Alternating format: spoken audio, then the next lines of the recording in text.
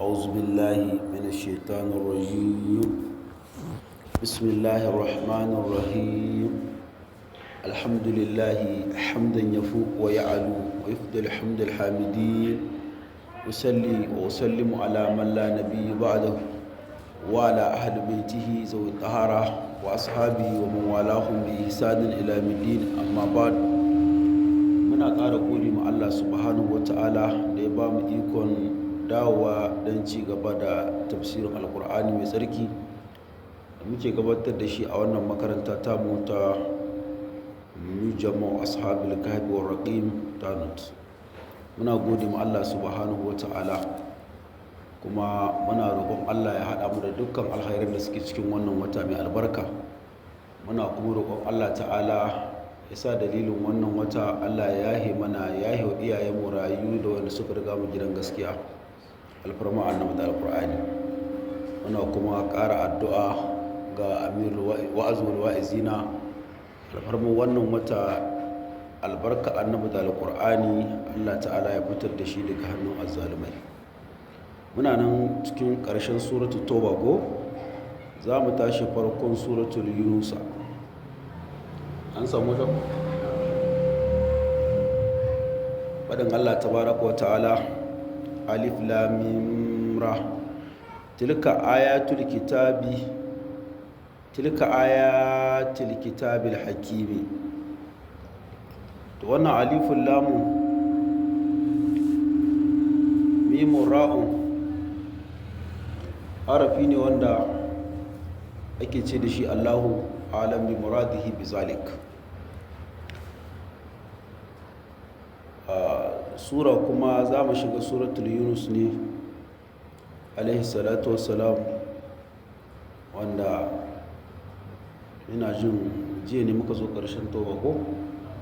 To tilka ayatul kitabi, tilka wa'incan ayoyi da Allah ta'ala ya ta ba mu labari, da dukkan sauran ayoyin da za mu samu labarinsu a gaban nan kuma.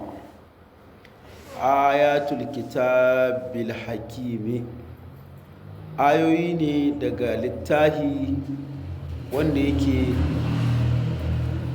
alhakimi, wanda yake a hakimin littahi ne wanda yake da hukunce-hukunce wanda suke kuma daga gwanin hukunci Allah tabaraka wa ta'ala.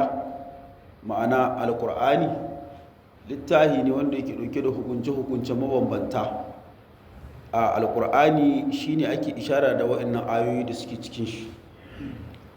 Ma'ana ayoyin da suke cikin alkur'ani da su ne ake auna komai da yake cikin addinin musulunci, hatta hadisai, hatta mu'amala, hatta hukunce-hukunce duka ana fassara su ne ko ana auna su ne bisa mizanin alkur'ani. Saboda haka dukkan abin da ya saba da alkur'ani wajen addinin musulunci, abinda kuma ya yi muwafaka da alkur'ani, to wannan yana daidai da abinda ake cewa shari'a ta addinin musulunci. A kana linnasi ajaban an auhaina ila rajulin minhum an anzira nasa wa bashirin ladina amanu ko anna lahum qadama siddiqin inda rabbihim qala al-kafiruna inna haza lasahirun mubinu. A kana linnasi, Allah ta'ala ce yanzu mutane zai zamanto musu abin al'ajabi, mamaki, ajaban, za su dinga mamaki me yasa aka saukar da annabi alkur'ani gashi maraya, me yasa ba a zaɓi su Abu Jahal ba ko Abu Lahabin ko manyan shugabanni wanda ake ganin su ne manya a Makka, me yasa suna mamaki, me yasa ba a saukar musu in alƙur'anin gaskiya ne. Suna mamaki. Allah ta'ala ce an auhaina ila rajulin minhum, mamakin mi suke? Allah ce wai suna mamaki ne an auhaina saboda mun yi wahayin wannan alƙur'anin ila rajulin minhum zuwa ga wani mutum namiji ɗaya daga cikinsu. Ai dama can Allah ta'ala ya gaya mana ko laqad ja'akum rasulun min anfusikum, manzo ya zo, annabi daga cikinku, daga ku ya fito. Mutum ne annabi alaihi salatu wasalam kuma ya fito daga cikin mutane. Mutum ne wanda shi annabi ba mala'ika ba ne, annabi alaihi salatu wasalam ba aljani ba ne, annabi alaihi salatu wasalam kuma ba Allah ba ne. A'a, shi bashar ne, laisa kal bashar. Mutum ne amma ba kamar mutane ba. Mutum ne wanda ya yi ƙarhin mutum, saboda bai da kwatankwaci a mutane wanda za a ce ga shi wanda yana da ɗabi'u da halaye da girma da daraja kwatankwacin na manzon Allah babu sallallahu alaihi wasallam. Saboda haka Allah ta'ala ce suna mamaki a lokacin da aka mishi wahayin kuma gashi ba yadda suke so su same shi ba mai kudi ba mai mulki ba, gashi kuma ya tashi maraya a hannun Abu Talib. To suna mamakin wannan abin, don mi aka saukar mashi da wahayin alkur'ani su duk suna nan a zaune a banza.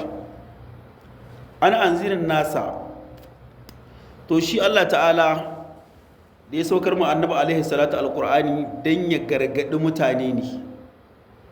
A cikin wannan gargadi zai yi bushara kuma, ma'ana zai gargadi waɗanda suka bujire da su dawo su ba Allah. Idan ba su dawo ba to ga makoma su mummuna ce. Zai kuma yi wa bushara wa muminai, wa bashirin lazina amanu, waɗanda suka zamanto sun yi imani da Allah tabaraka wa ta'ala, ma'ana muminai. To Allah ta'ala ce da ma'aiki sai ka musu albishir anna lahum qadama siddiqin inda rabbihim. Hakika su ladansu, samun rabansu ya riga da ya tafi zuwa ga Allah. Allah ya karbe su a matsayin masu imani. To su kafirai sakamakonsu kuma shine wuta, mummunan makoma, mummunan masauki, saboda sun saba wa Allah, sun saba wa manzon Allah sallallahu alaihi wasallam. To shine Allah ta'ala ce qalal kafiruna inna haza la sahirun mubin. Inna haza suna nufin annabi alaihi salatu wassalam da alqur'anin nashi, ma'ana masihirta ne, kamar yadda 'yan dabo suke wai su canja mu abu al'amari. To suna nufin annabi alaihi salatu wassalam da alqur'anin nashi, ma'ana annabi kamar yawo mutane sihiri ne, kuma sihiri wanda yake bayyananne. Su a iya tunaninsu sihiri ne yake yi, sai mutane suke ruduwa zuwa gare shi, sai mutane suke karkata zuwa wannan wa alkur'ani. Ai kafirai ba su dangana ba game da jayayya da alkur'ani, ba su kuma sallama wa annabi alaihi salatu wasalam ba illa man rahimallah daga cikinsu. Suna nan suna ganin sihiri ne, dabo ne, a wani wayo ne. To amma a cikin zaman da ake kullum annabi alaihi salatu wasallam yana ɗiba daga cikinsu ana samun da yawa masu rabo sukan koma muminai, har suka kai inda suna da'awa da cewa la tasma'u li hadhal qur'an walghaw fihi la'allakum taghlibuna. Nan gaba in ana karatun wannan alqur'ani, in annabi ya hutu alaihi salatu wasallam yana karatun qur'ani, la tasma'u, kar ma ku saurare shi, kar ku ma saurari wannan alqur'ani. walghaw fihi, in yana karatun ma ku dinga mishi sowa ko ku rika mishi ihu, ko ku shiga wani bata zancen. la tasma'u li hadzal qur'an walghaw fihi, ku dinga mishi sowa kuna ihu. Wai a haka ne suke tsammanin za su kure alqur'ani. To Allah ta'ala bai tsara wani ɗaya zo ya abinda zai iya ƙaryata alqur'ani ba ko da aya ɗaya. To Allah ta'ala ya ce inna rabbakumullahu allazi khalaqa as-samawati wal arda fi sittati ayyamin thumma stawa 'ala al-'arshi yudabbiru al-amra ma min shafi'in illa min ba'di iznihi zalikumullahu rabbukum fa'buduhu afala tazakkaruna. wannan aya tana ƙara mana tauhidi, ma'ana gami da sanin Allah tabaraka wa ta'ala da irin mulkin da Allah ta'ala yake shimfiɗawa ko ya shimfiɗa a cikin bayi. inna rabbakumullahu allazi khalaqa as-samawati wal arda fi sittati ayyamin. Allah ta'ala ya ce da mu'minai ai inna rabbakumullahu allazi, haƙiƙa ubangijinku wannan wanda kuka dogara da shi shine wanda khalaqa as-samawati wal arda, shine Allah da ya halicci sammai kaf wal arda da ƙasa ko da ƙasai shi kadai, ba wani ya kama mushi ba wani ya kwaikwaya ba, kuma ya wannan samman da ƙasan, kuma ya yi su ne Allah ta'ala fi sittati ayyamin summa stawa alal arshi. da ya samman ya yi ƙasan sai ya nufaci yin kuma al'arshi, ma'ana wata kujera ce wadda ta dogare bisa samman da ƙasar duka, wadda ake ce ma kursiyu. wasu a kursiyu samawati ko wal ard, aka yi ce a wata ayat. to saboda haka Allah ta'ala da ya yi wannan sammai da ƙasai cikin kwanaki guda 6, a wata aya ma ya ce ma masana min lugu, babu wani abin da ya same mu na gajiya ko kasawa. a mulki ne, cikin mulki ce ta Allah. su mastawa alal arshi ko, to Allah haka yake al'amuran shi, yudabbiru al'amra, yakan caccanza al'amuran shi Allah tabaraka wa ta'ala a sammai, yakan canza al'amura yadda yake so, haka a ƙasai yakan canza al'amura yadda yake so, kamar yadda ce ma ya kuni min najwa salasatin illa huwa rabi'a wala khamsatin illa huwa sadisuhum ko, babu wani amana uhu ma kuma aina makuntum a muhalli shahid. shi Allah ta'ala yana tare da ku bayi, kuma in aka ce bayi, kasan so da yawa mukan fassara wa mu kadai mutane, so da yawa zaka ga ko masu jaye da Allah bai ko ina, ko Allah yana sama, zaka ga mutum yana fassarawa da kaman hankalin shi ko su mutane. shi kuma Allah ba na mutane kadai bane, ba na aljanu kadai bane, ba na mala'iku kadai bane, ba na sammai kasai kadai bane, ba na kasai kadai bane. shi Allah na komai da duk abin da ka sani da abin da baka sani ba, to yana neman taimakon Allah. ba wai dole sai kai ko ni ko ka daina tunanin ma wai in an ce wai Allah yana ko ina ko ya cika sammai da kasai, sai mutane su rika tunanin ai ko yana sama a zamne wal yazib billah, ko kuma a ce yana da wani wuri da yake keɓance. to duka Allah ta'ala ya wuce nan.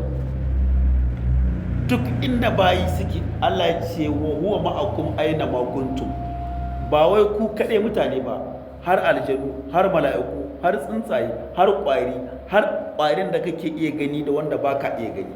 akwai halittar da kai idanunka ba su da ƙarhin ganin ta ma, sai dai wata na'urar wadda tafi idanka ƙarhi, to wannan ma Allah yana tare da ita, yana taimaka mata. shi ke ba ta ci da sha, shi ke ba ta rayuwa, shi ke ba ta makwanci, kuma zai yi sakamako gare ta gwargwadon abin da ta aikata. wannan shine zalikumullahu rabbukum yudabbiru al'amra, yakan caccanza al'amuran shi yadda ya ga dama. ya fa'alu man yasha'u bi qudratihi, abin da ya ga dama yake aikatawa cikin mulkin shi Allah. to Allah ya ce ma min shafi'in illa min ba'di iznihi, babu wani wanda zai zo ya taimake ku, ya tsiratar da kafirai daga azabar Allah, ko ya tsiratar da munafukai daga azabar Allah.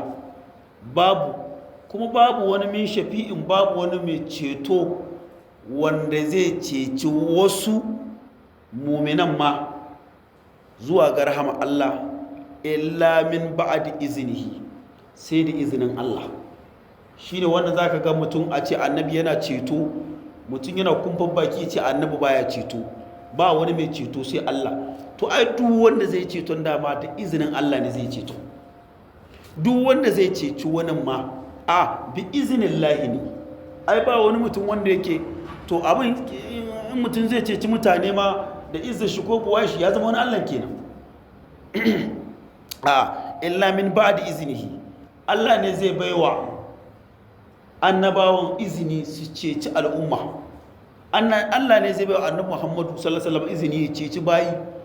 Allah ne zai amince da wasu daga cikin ɗaiɗaikun salihan bayi da su ceci wasu, illa min ba'di iznihi, face da izinin Allah ne, ba haka bane.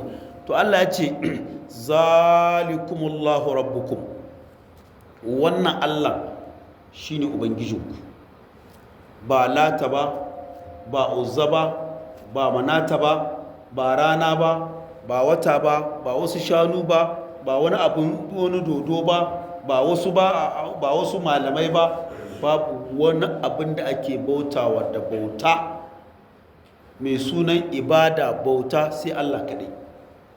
Saboda haka duk wanda ya riƙi wani malami a matsayin abin bauta, to da shi da wanda ya riƙi gumiki a matsayin bauta da ɗaya.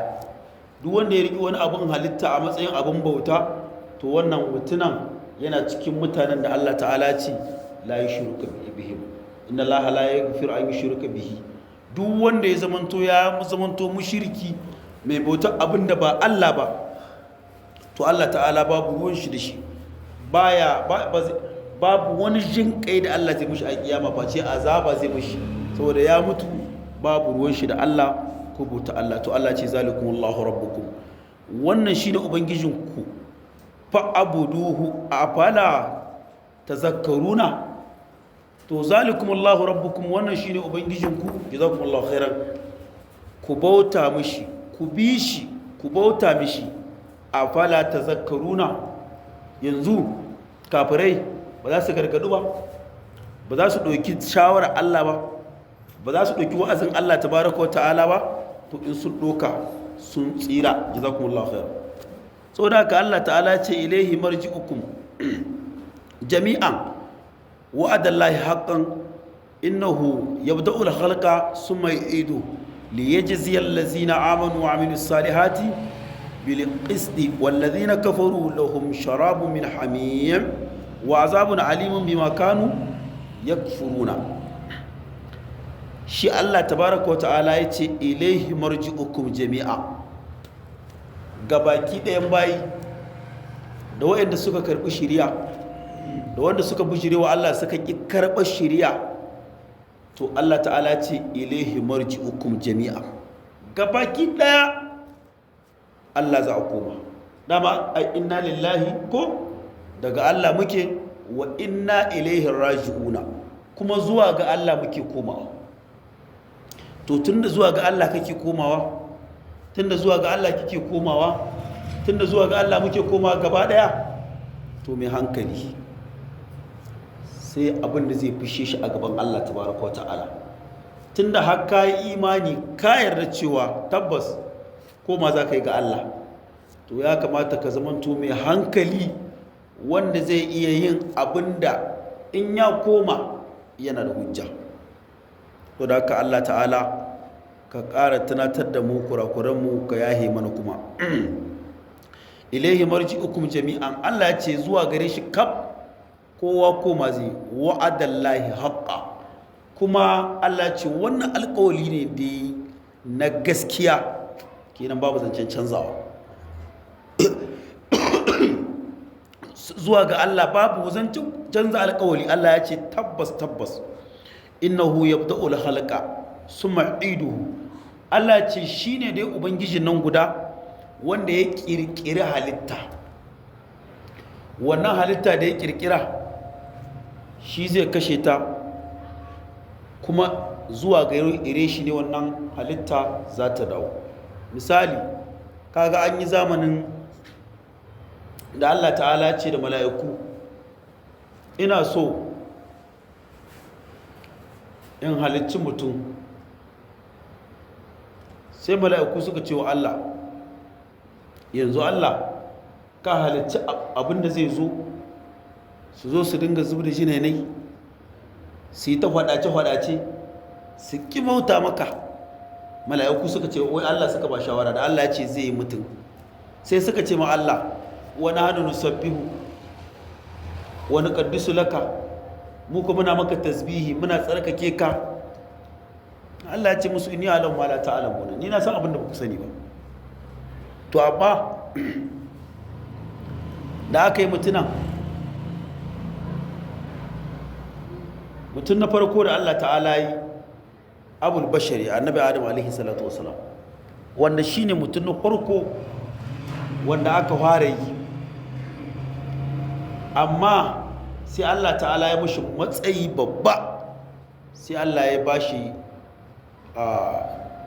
girma na annabta wanda mutum na farko da aka yi to Allah kima ya mushi da daraja da matsayi ya zamanto shine dan ba da aka dasa na mutane ma'ana to Allah ya ce ga baki ɗayanku yabda'ul khalqa summa yu'idu shi Allah shi ya kirkiri halitta ta kowa da komai kuma ba wani ya koya mishi ba wurin wani ba ya gani a'a ilimin Allah ne amma Allah ce zai yi wannan ne li yajziyal lazina amanu wa amilus salihati bil qist ma'ana Allah ce zai da ba yabda'ul khalqa summa yu'idu ba ya fara halitta yanzu nan duk wanda ka gani a doron duniya to yana filin jarrabawa ne kamar yadda yan lakwal in suka tayi lakwal suka yi shekara suna karatu ai za su je suna jiran sakamako ya hoto ko a ce wane ya ci wane bai ci ba wance ta ci wance bata ci ba haka ne to yanzu shekara guda za su yi a filin jarrabawa yan boko misali sai su yi shekara guda a filin jarrabawa ana ta yi kowa so yake zama ko na ɗaya ko na biyu ko na uku ko na hudu ko na kusa-kusa shi dai mutum bai so a ce ya rasa to a nan yanzu wasu ai za su samu kusa-kusa ko wasu kuma za a kore su gaba ɗaya saboda sun yi ragunci da yawa an kore su wasu kuma za su samu ɗan matsayi kaɗan wasu kuma ga sirrin da ya tsaka-tsaki a ce he kun dawo kun saki to matsalar shi wannan wai misali ne na bamu yanzu nan a doron duniya to da muke yawo gaba ɗaya mu a filin jarrabawa muke kamar wannan shekarar ce da za a yi ana karatun nan yanzu ba a kai wurin amsar sakamako ba tuko har yanzu a filin jarrabawa muke kenan mai hankali ya dage karatun da zai je ya ci jarrabawa za a je inda za a bashi abin da kai kaf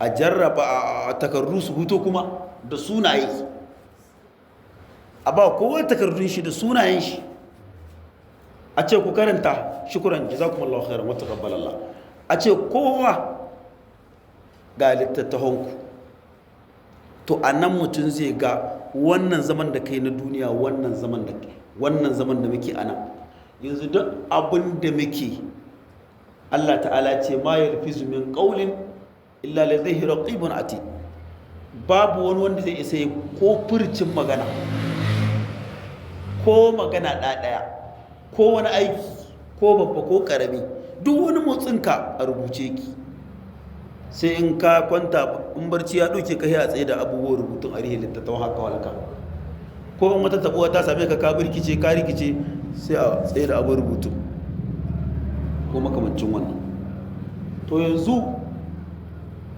in muna da hankali a nan ne za mu gani kaga wannan rayuwar da muke hatta wannan zaman da kuke gama yi na karatun nan to akwai mala'ikun da suke rubutawa duk abin da muka ce duk waɗanda suka zo akwai mala'ikun da suke rubutawa akwai masu ɗauka su rubuta da ɗauka na ji da gani wanzu wannan zaman da muka yi in Allah ya samu shiga aljanna kowa sai ya ga wannan zaman sai kun gama wannan zaman nan Allah ya samu shiga ciki to haka Allah ta'ala ya tsara yace to yabda'ul halqa summa yu'idu me yasa zai dawo da bayi Allah ce li yajziyal lazina amanu dan ya sakauta waɗanda a nan duniya da suka zo imani suka yi kuma da suka yi imani wa amilus salihati kuma bil qisti kenan in ka zo duniya ka yi imani ma to sai ka yi aikin ma in ka sai ka yi salihati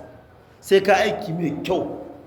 Kenan in ka zo duniya, wannan aya abin da take nuna mana, in ka zo duniya ka yi aiki, ka yi imani, to in ba ka yi imani mai kyau ba kaga kana cikin azaba. In ka yi aikin, in ba ka yi aiki mai kyau ba shi ma kana cikin azaba. Kenan Allah ta yi liyajziyal lazina amanu, dan ya sakauta wa waɗanda suka zamanto sun yi imani, kuma a cikin imanin wa amilus salihati, kuma suka yi aiki mai kyau. Ka zo sallah, ka yi sallah a ilmanci sallah mai kyau. Ka zo ka yi karatun ƙur'anin ka karatu gwargwado mai kyau. Ka yi mu'amala, ka yi ibadu, kai dai ka yi aiki mai kyau, ba kamar aitan nasan ya fa'alu na ba. Kuma Allah ce bil qisti, zan yi sakamako na gaskiya. Aiku Allah shine ƙarshen gaskiya. To amma wannan shine sakamakon da za a wa waɗanda suka yi aiki mai kyau, za a sakauta musu da alkhairi. Allah ka samu ciki. Allah ce amma wallazina kafaru, duk waɗanda suka zo suka kafirce wa alƙur'anin nan, suka kafirce wa manzon Allah sallallahu alaihi wasallam, Allah ce lahum sharabun min hamimi, suna da wani abin da za su sha wanda za su kwankwada min hamimin na ruwan zafi. Za a dinga ba su tafasasshen ruwa a ce ku sha, a cikin jahannama za a dinga ba su shi. sai ishirwa ta kai musu inna lillahi wa inna ilaihi, ishirwa ta kai ma mutum karo. Allah ka kare mu da shiga wutan nan. To mutum in ya buƙaci ruwa sai a ba shi tafasasshen ruwa, wanda in ya sha zai mishi azaba a cikin ciki, zai ƙone hanjin, zai tafasa su suma, kuma a cikin wuta ay la yamutu fiha wala yahya. A cikin wutar yadda ba ka yi rayuwar kirki ba, ko in ce yadda dan wuta ba zai rayuwar kirki ba a wutan nan, to kuma wala yahya, kuma ba zai rayuwar kirki ba. Kawai abu ne gashi nan jallu joga, wahala ce kawai, wahala bayan wahala, ta yau da gobe ta yau daban, ta gobe daban, ta jibi daban, ta gata daban, azaba ta bana daban, ta bani daban, kuma babu zancen wuta. Amma yanzu dan adam saboda taurin kai gashi a duniya, kuma ubangiji ya sako alkur'ani irin wannan ana ta gaya wa mutum, amma duk da haka wani ba zai canza ba, sai zaɓo can hanyar ta banza. Allah ka kare mu, ka ba mu ikon gyara. To bayan wannan ruwa tafasasshe, Allah ce kuma wa azabun alimu, kuma akwai azaba mai raɗaɗin gaske. Ai raɗaɗi da Hausa ma wani abu ne mai masifa ko? Kamar mutum a ce mutum yana da wani gyambo, a ce kamar mutum yana da wani ƙurji misali, ƙurjin ya cinye mushi tsakakkai har ya yi wani rami, to ya ɗauko kamar wayar raɗaɗi ne zan ba misali, sai a sa wata allura cikin wuta sai ta yi sha, a rika ɗan sassoka mashi cikin wannan ƙudu, ana yi ana ƙarawa, ana yi ana ƙarawa. To kamar azaba mai raɗaɗi, wannan ƙaramin misali ne. Me yasa Allah ce za a musu wannan azaba mai raɗaɗi? Bima kanu yakfuruna, saboda kafircin da suka zamanto suna yi a nan doron duniya. Me yasa ba sa bauta ma Allah ba? Allah ya ce ho shine Allah da huwa allazi ja'ala ash-shamsa diya'an wal qamara nuran wa qaddarahu manazila lita'lamu adada as-sinina wal hisaba ma khalaqa Allahu zalika illa bil haqqi yufassilu al-ayati liqaumin ya'lamuna. Allah ta'ala ce ai huwa allazi, shi Allah da ake so kafirai su bar kafirci su zo su bauta mishi, su ma mu'minan su dawo su kama Allah, shine Allah da ja'ala shamsa diya'a, shine ubangijin da ya kawo rana mai haske take haska duniya. Misali yanzu ai kun ga dazu rana ta hutu ko, ai da sahiyar ta waye duniya cikin duhu ko, rana sai ta fito sai ta haska duniya. Da ta haska duniya, to wannan hasken da ranar da hasken, to ubangijin da ya sauko wannan ranar ta haska duniya to wannan ubangiji shi ake so ku gane. Wal qamara nuran, kuma yanzu da rana ta ta hada sai Allah ta'ala ya sanya kuma wata wanda gashi nan shi kuma wata mai haske shi ma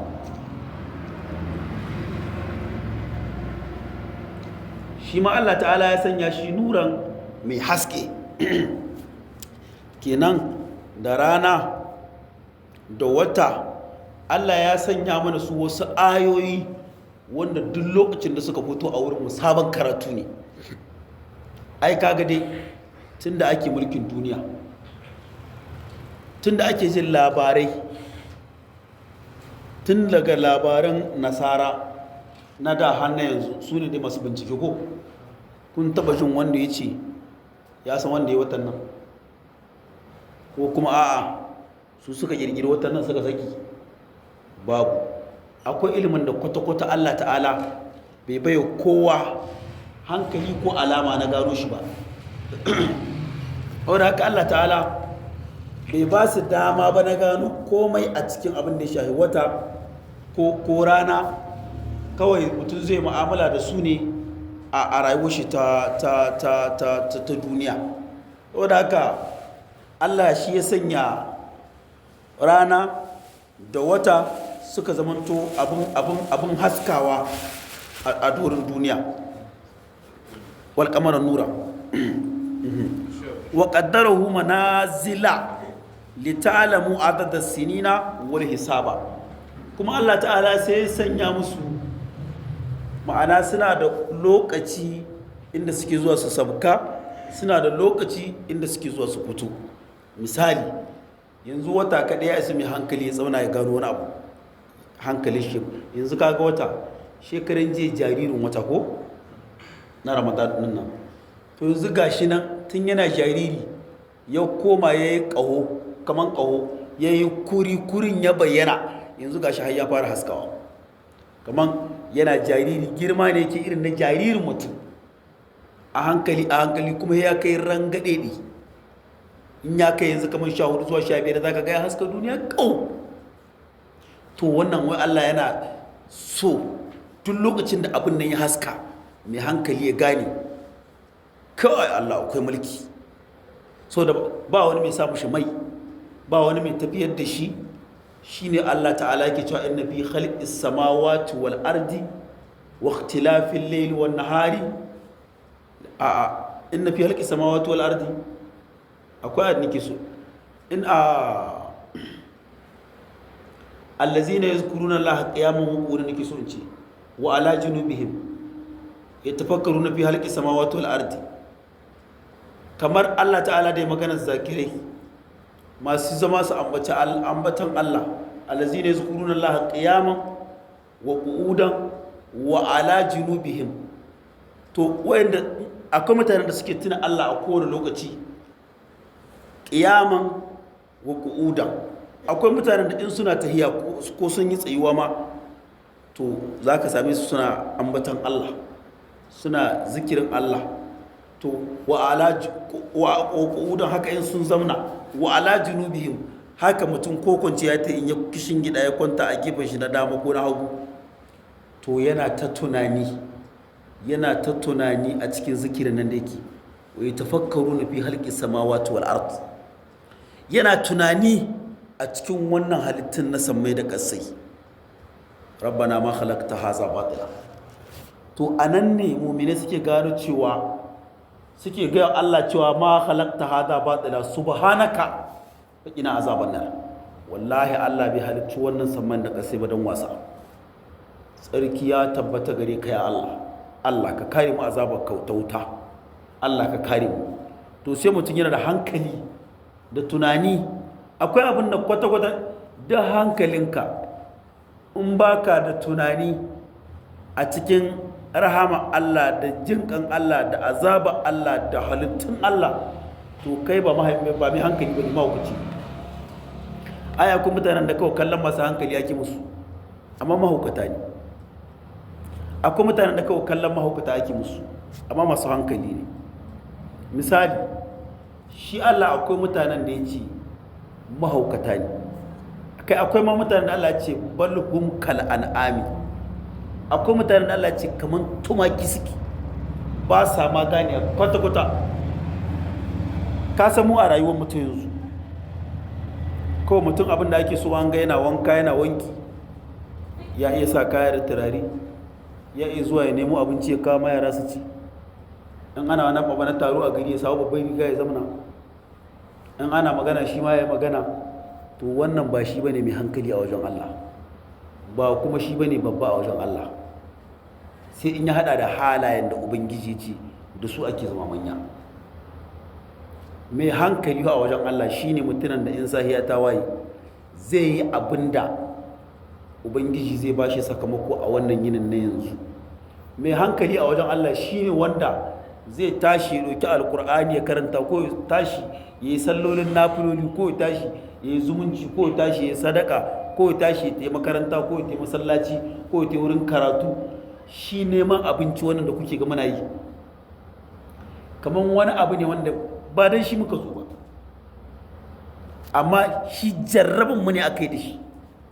Ai in ka ce baka bauta ma Allah ba, to baka wani baka na barci, ka tashi ka nemo ka cikin kai ta makuka.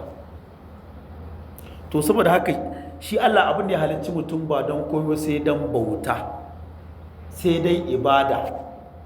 In mutum ya zo ya nemi ya zamana, shi na sa Allah ya ce wallahi kuma ni ashi an zikin rahamani fa inna lahu ma'ishatan banka wa nahshuruhu yawmal qiyamati a'ama, ko qala rabbi lima hashartani a'ama wa qad kuntu basira.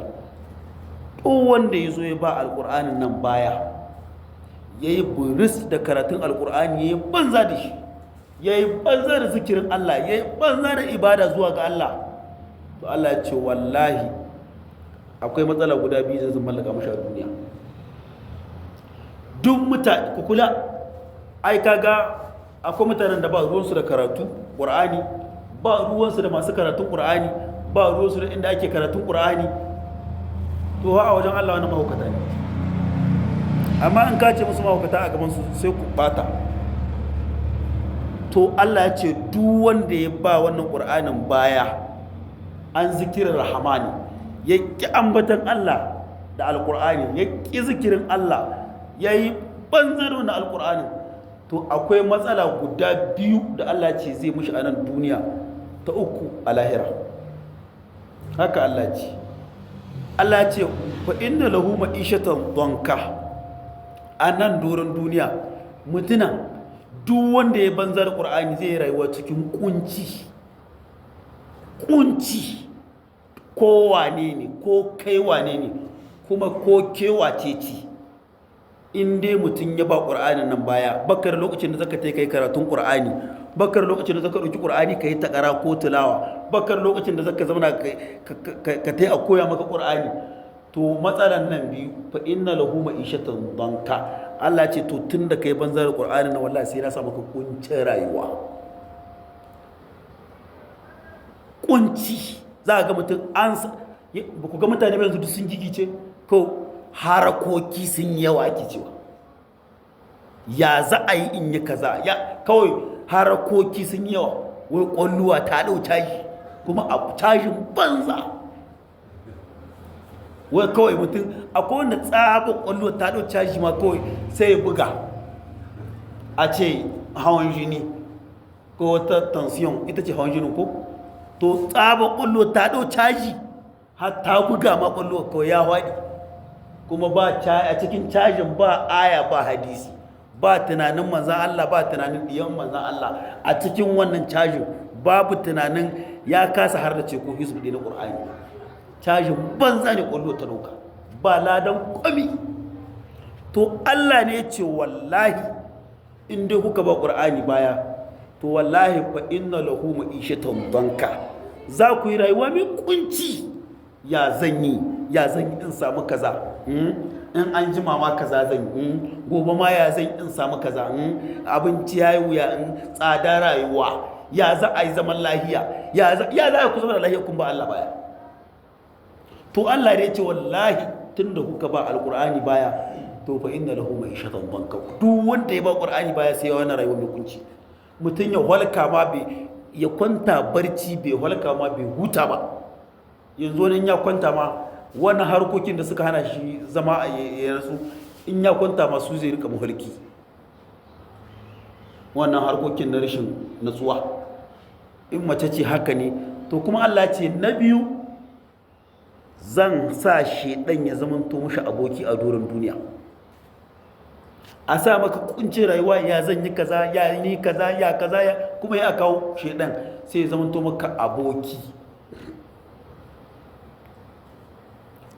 Sai shedan ya ringa baka shawara a cikin harkokin naka, sai ku yi ta harkokin banza, sai wuni rana ta hutu har ta fada ba kai salata annabi dari ba, baka karanta hizbi ba na qur'ani, baka ta wurin karatun qur'anin ba, har rana ta hutu har ta fada, dare ya hutu baka yi karatun qur'ani ko hizbiyar ba, baka yi salatin annabi ko dubu ba, la ilaha illallah baka yi dubu ba abin da kai, kuma hasahe ta sake wayewa, kuma harkoki sun maka yawa.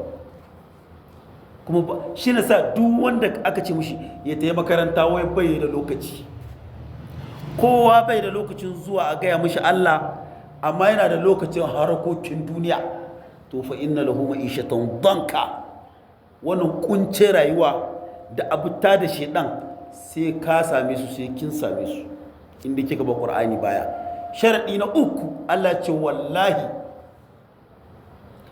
zai tayar da mutum lahira kuma makaho. Duk wanda ya ba Qur'ani baya a duniya makaho zai tashi, kowane. In dai baki karatun Qur'ani ko baka karatun Qur'ani ko baka zikirin Allah ko, to Allah ya ce wallahi zaka tashi a kiyama makaho. Qala rabbi lima hashartani a'ma. Wanda aka tada makahi za su tambaye Allah, Allah dan me aka tada makahi wa qad kuntu basira, kuma gashi da muna gani. Al-yawma nansakum kama nasitu liqa'ikum hadha. Allah ce ai na manta da ku yadda kuka manta da ni a can, kuka manta da gamuwa da ni, kuka je kuka yi zaman ku, kuka yi ta harkoki ko, to ni ma na manta da ku, ku je ku yi ta makama. Idan ka duk wanda suke jiran a tada kiyama ma da yawa idan sa arihe za a yi hisabun kawai dai a mutum je inda yake. Qur'ani ne. To wallahi yan uwa mu dage, mu dawo zuwa ga Allah, hankalinmu ya dawo. In ana karatun Qur'ani mutane ba ruwan su ma da su saurari Al-Qur'ani, sai an fara zancen imani mutum kamar shine wani dan annabi ya ta kalkala banza, ya ta wani gwanin zance, ya ta nuna shi na Allah ne a baki, a hada ko a wurin mazamna, to shi mutum ya kiyaye. Lita'alamu adadin sinina wal hisaba, wannan wata da rana Allah ce na ba ku su ne don ku samu lokaci ku dinga lissafi. Ai kaga da hutowar rana da faduwarta ake ilgo ko a kilga kwana bakwai, wannan kwana bakwai su ba da sati ko a kilga sati hudu, wannan sati hudu su ba da kwana 28 da kwana biyu, a ce wata guda. Wannan wata guda sai sabon wata ya bayyana. Idan sabon wata ya bayyana sai a kilga daga farkon wata zuwa ƙarshen wata, daga wata na farko sai a kilga yan an yi wata 12 shekara ta cika. To shikenan shekara ta cika sai ku shiga shekara ta biyu. To kowa da kuke ganin ma'anan littattafan shi suna nan ciki tun daga shekarar da aka fara maka rubutu har wannan shekarar, takardu suna nan a cikin dam. Baka karanta baka ga menene a ciki, kuma baka tsoron ka ga menene a ciki, kenan ka amince. Allah ka kare mu. Allah ce ma khalaqallahu zalika illa bil haqqi, wannan abin da ya shahi rana da wata bai halicce su ba dan gaskiya. Allah ya ce ku sani yufassilul ayati liqaumin ya'lamuna. Allah ya ce wallahi bayi ku gane ina muku dalla dalla, amma ba ga kowa ba, liqaumin ya'lamuna, ga mutanen da suke da sani ina muku dalla dalla. To Allah ya ce inna fi ikhtilafil layli wan nahari, abinda kuke gani na sabawar dare da rana, ana zaman lahiya ai sai a ce magariba ta yi ko rana ta fada har duhu yayi kuma ko mun garna maka duhu yayi ko baka so yayi ko kana so ka dawo da shi baka iya ba kuma ya riga yayi Allah ce to hakan da kuke gani sabawa dare da rana wannan ya fita wannan ya shiga wannan ya fita wannan ya shiga to Allah ta'ala ce wa ma khalaqallahu fis samawati wal ardi a cikin abin da Allah ta'ala ya halitta a cikin sammai da ƙasai la'ayatin Allah ce to wannan ma na shiga da fitar dare da rana karatu ne a bayyana ayoyi ne amma liqaumin yattaquna shi ma ga bayi mutane masu tsoron Allah to kuna duba mana lokaci da ko to dama ai aya mina ne aya ko awa ɗaya muka ce za mu yi ko to saboda haka a nan za mu ɗan dakata in Allah ya ba mu iko sai mu dasa gobe kuma inda muka tsaya abinda muka ce abinda muka faɗa a cikin wannan karatu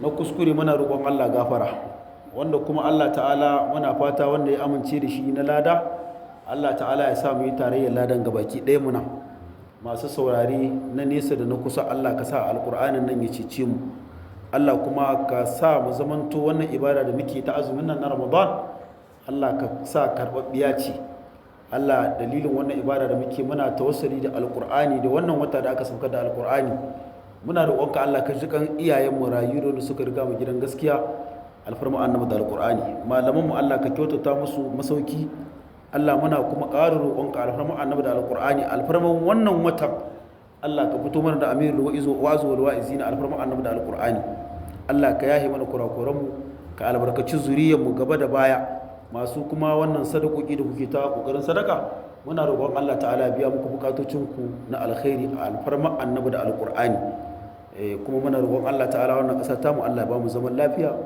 da zaman imani wannan gari namu na Tano ta Allah ka sauko mana alkhairi na nesa da na kusa wanda muka sani da wanda ba mu sani ba alfarma annabi da alqur'ani bijayi subhana rabbika rabbil izzati amma yasifun wa salamun alal mursalina walhamdulillahi rabbil alamin. To Allah sanar